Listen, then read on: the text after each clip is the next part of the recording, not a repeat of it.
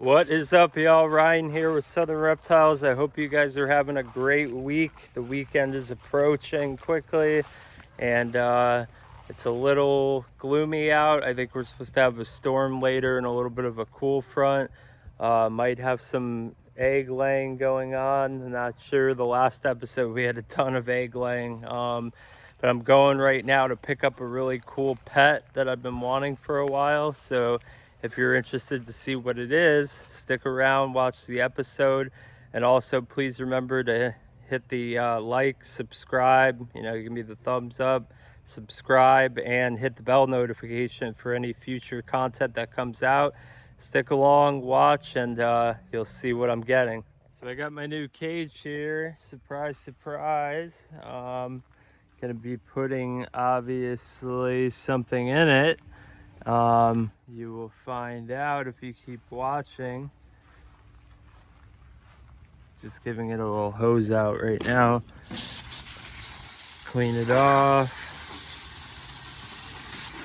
A little bit of poop on it.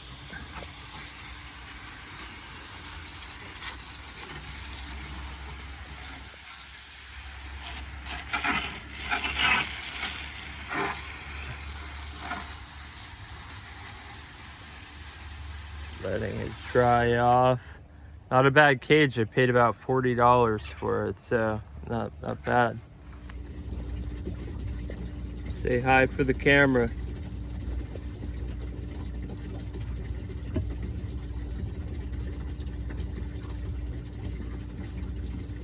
These are Hypo redfoot tortoises. Beautiful, beautiful. Mother Nature did a great job.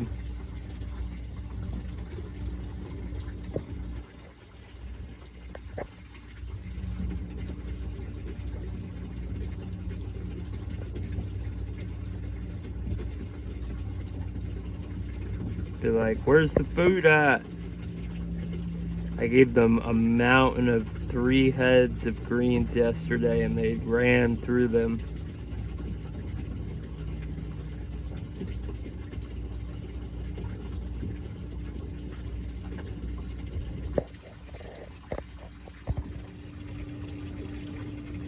So hypo is short for hypomenalistic or menialistic, and it's a simple recessive trait. It's just basically they're lacking the pigment or melanin, and it's you basically, in order to produce these, you have to have 2 visuals to breed them. You breed 2 visual hypos and you get hypos.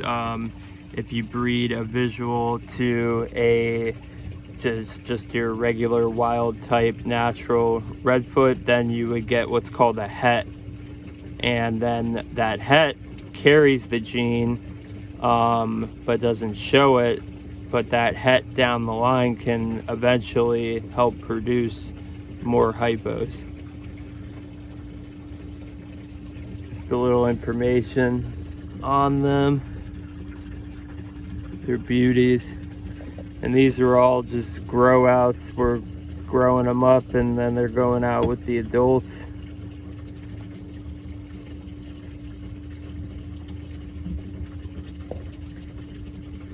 All right, guys.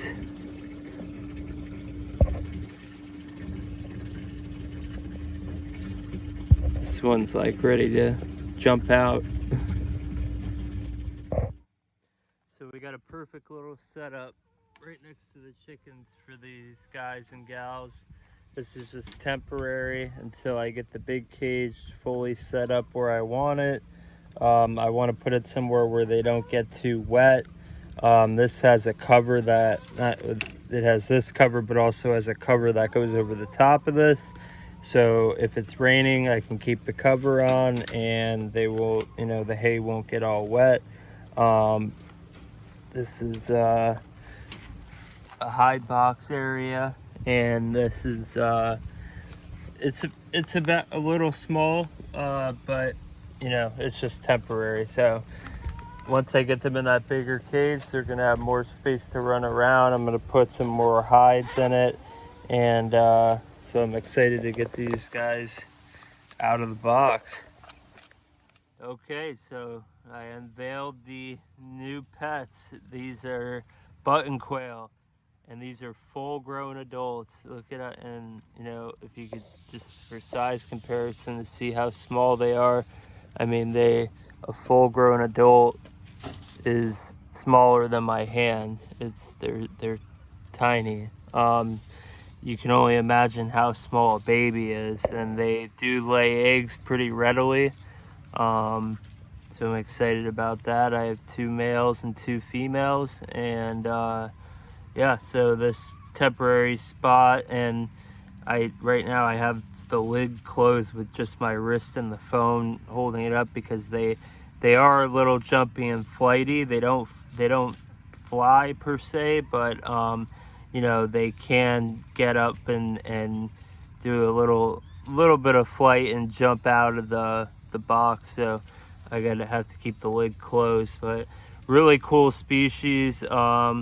I think that the average lifespan is only about 2 to 2.5 years, which is you know, short, but they're awesome. I think they're a really cool animal, really cool bird. And I have other birds, my finches, my chickens, and yeah, so figured I'd show them off to you guys. Let me see if I can open the other box real quick carefully without letting anybody escape, because I don't think once they get out, I don't think I'll be able to catch them. There we go. And I just love how kind of each one has a unique pattern to it, which is really cool. There we go. So we got kind of all different white, black, and a little bit of darker and a little bit of lighter. And yeah, got some food to put in there for them. Of course, the chickens are standing around going, "Where's our food?" Even though I fed them twice today already. Here we have our layer crumble. It's nice and small, and it's meant for egg-laying birds. It's high in protein, calcium, etc. Sorry for the bad view, but I'm just putting this in there, and they're going right for it. That female, she's chomping away. I'm gonna grab a water dish to put in there as well. She's loving it, digging in. Just look at how small. I might startle her, but I mean, look at that. She's the size of my finger. It's amazing. So I'm gonna get the water to put in here now as well. All right, here goes the water. They seem to tame down pretty well. I'm gonna put it right here in the corner, so they can drink from there and not knock it over and spill it and get the hay all soaking wet. Fresh water, fresh food, and they're looking happy, very happy. I'm excited. I thought they were gonna be scared and go in the box and not want to come out, but they're so friendly. I really like these guys and girls. They're very cool. So I may expand and maybe do a second colony, or maybe I'm getting ahead of myself. But yeah, so this is just the temporary setup. As you can see, it's got little locks on the top here.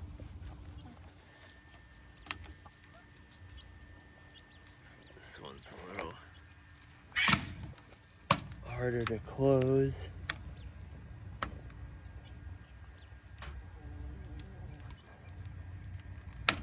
There we go. And I'm gonna get our lid right here, just in case it rains, even though it's not gonna rain. It's been dry and cool. And the good thing about these guys is they are pretty cold tolerant. They don't mind cooler temperatures. They're found on several continents that get, I'm no expert on these, but I believe in Asia, Africa, and Australia, but I could be wrong. But they, in their native range, they do get cold temperatures, and they can handle cold temperatures pretty well. So that's another reason why I decided to get them. And man, this white female is really chowing down, and hopefully she sees the water now. But it's cool, she's coming right up to me. She's not scared of me. Really awesome birds. So that top goes right up over there, just stop any rain from coming in. They don't really need it, but I just put it on there anyway. And yeah, looking good.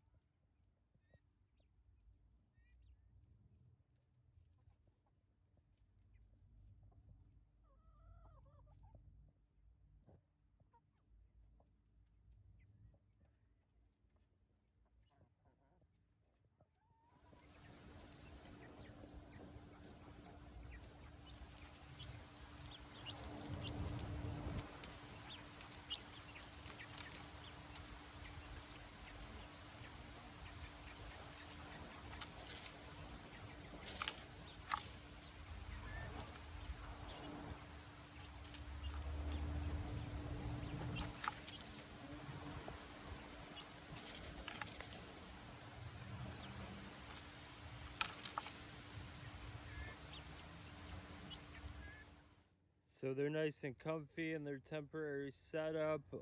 This is what they'll be going into. What they're in now is about 2 feet by 3 feet. This is a little bit over double that size and height, which you don't really need the height, but it was a $40 cage. I gladly take it. Just saving myself building a cage. But yeah, I'm gonna probably unless I wanted to build a second level, which I doubt I'm gonna, but who knows? You never know. Maybe I will add a second level and let them go up top, or add a nesting spot up top. And but I'm gonna possibly change over the substrate to pine shavings instead of hay, just because sometimes hay, when it gets wet, it can get real nasty. Not always, but I could also just change out the hay pretty often. We have hay all the time for our chickens laying eggs. So yeah, so stay tuned, and I hope you enjoyed the episode. And I'm gonna probably get this thing going tomorrow, and get the cage set up and get them in there and wait for the eggs to start dropping. I also have some button quail eggs that I'm gonna attempt to incubate. I've never done this before. I don't have an automatic egg turner. Like most people know, with reptile eggs, you don't rotate them once the embryo is attached to the side, the wall of the egg. So with these need to be rotated daily. So I'm gonna just have to hand rotate them, which plenty of people have done before. I've just never done it. So it's a little science experiment for me. And unlike tortoises that take 3, 4, sometimes 5 to 6 months to hatch, or even more depending on the species, these only take about 16 days to hatch roughly, and a much higher temperature, around 100 degrees. So giving it a shot, and I'll see if we hatch any. So this beauty right here is a little hatchling North American spotted turtle. It's just a little bit over a week old. very energetic. I have some that are over a month old now that are for sale. If you visit my website, I'll put the link up. They make great indoor pets. They only reach about 4 inches or so in shell length, so they're very cool, and one of my personal favorite species. They just have a lot of personality, easy to keep, just really all around awesome and energetic, as you can see. And this guy doesn't want to be held, but just show you the top, the beautiful spots that they have on the shell.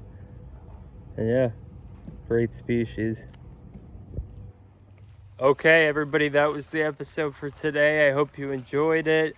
I'm really looking forward to keeping these button quail. They're really an awesome little bird with great personality, and hopefully I'll be able to show them off to you guys a little bit more. And this, as you can see, the sun is going down, and my son, my 2-year-old son, just woke up from a nap, so I'm going to hang with him now. Don't forget to hit the thumbs up, subscribe, and the bell notification to see future episodes. And also, don't forget, holidays are coming up, and or for any reason at all, you know, check out the website. Put the link right up here, and you can visit that. And I have everything listed on there that's available, pretty much. Spotted turtles. They have leopard tortoises. We have hermans. We have redfoots. We have cherry heads. We have a little bit of everything. Yellowfoots. Just check it out. Feel free to skim through and look at it, and hit me up. I can give you a shipping quote. And I hope you guys have a good night. Be safe.